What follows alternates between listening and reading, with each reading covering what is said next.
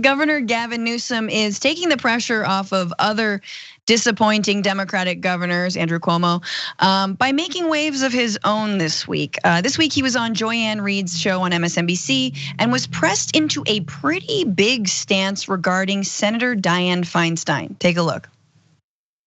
If in fact Dianne Feinstein were to retire, will you nominate an African-American woman to restore the seat that Kamala Harris is no longer in the United States Senate? And do you have a name in mind? I have multiple names in mind. We have multiple names in mind, and the answer is yes. Okay, big if true. Remember, Gavin Newsom appointed California Secretary of State Alex Padilla to Senator Kamala Harris's seat in the Senate, and she was the only African-American woman in the Senate.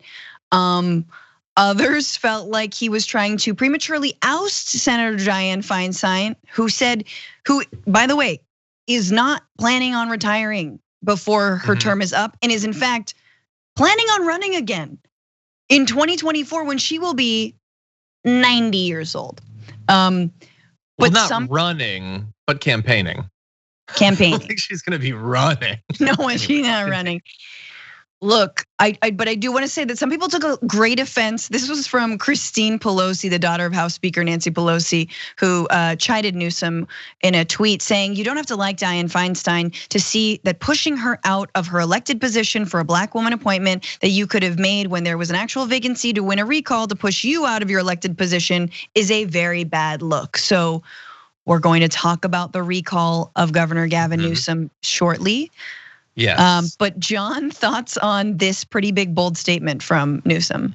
Yeah, I think, well, first of all, from Christine Pelosi, I think that's a pretty good comment. You just got to unilaterally choose someone, and you could have. There were great names that are apparently on your mind. If I was her hosting the show, my follow-up question would have been, okay, yes, those are names that are on your mind. Do you have one on your tongue? Can you say the name? If you have these great names, and by the way, I doubt they're particularly shocking, just say who they are. What a weird thing to be so like hidden about. Just give us some of the names of people that you're considering. I'm assuming lots of them are well qualified. I doubt many people are like, they're gonna turn you down and they don't wanna leave the house or something. So it's frustrating a bit that he won't define it. But in terms of Dianne Feinstein, I mean, I don't think that she should have run for re-election the last time or the time before that or the time before that. I think that she is effectively in no way representative of California, except perhaps some of its businesses. I think what is she like? Come on, like you're in a position of seniority. You in theory could be a leader of the Democratic Party. What is Dianne Feinstein leading on? What has she led on, by the way? You are holding a position. There's an opportunity cost to a senator. We could have an awesome progressive senator. California should have the two most awesome progressive senators in America. They should. If Gavin Newsom has his way, they probably won't. But I just think she's not doing anything in that position. And I understand that she won, and so we don't get to push her out necessarily. But planning ahead for someone who is, obviously at an advanced age, I don't think that that's unacceptable.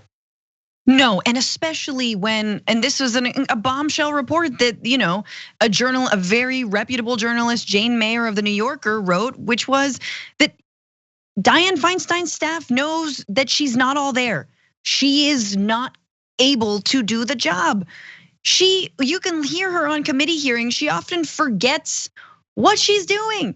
She gave Lindsey Graham a hug in the middle of the pandemic and called the Amy Coney Barrett hearing one of the best hearings she's been a part of. I'm sorry, who are you? Have you not been paying attention? Can you pay attention? And I'm not trying to be ageist, but look, this is not just about being a centrist. This is about being permanently out to lunch. I'm not sure if we can save this, but of course, look, I think it would be cool if Barbara Lee, and only Barbara Lee, yes, were a California senator or a senator for California. I mean, I think there are a lot of great people that could be chosen, but if the idea is that it's going to be a black woman, why not have an awesome progressive? You have Barbara Lee, right, on some of the most important questions of the last few decades. I think that would be an amazing choice. Yeah, absolutely. But of course, Gavin was very much caught off guard, even though he seemed very certain that yes, he would replace Dianne Feinstein with a black woman. But anyway, he's walked back his statement on Tuesday, saying that he was answering more of a hypothetical, even though it didn't sound like it, but with no real anticipation whatsoever that Dianne Feinstein, is going anywhere for years and years. Feinstein should absolutely fill out her term, he said. She's been a friend of mine. She's been a mentor of mine. Mm-hmm.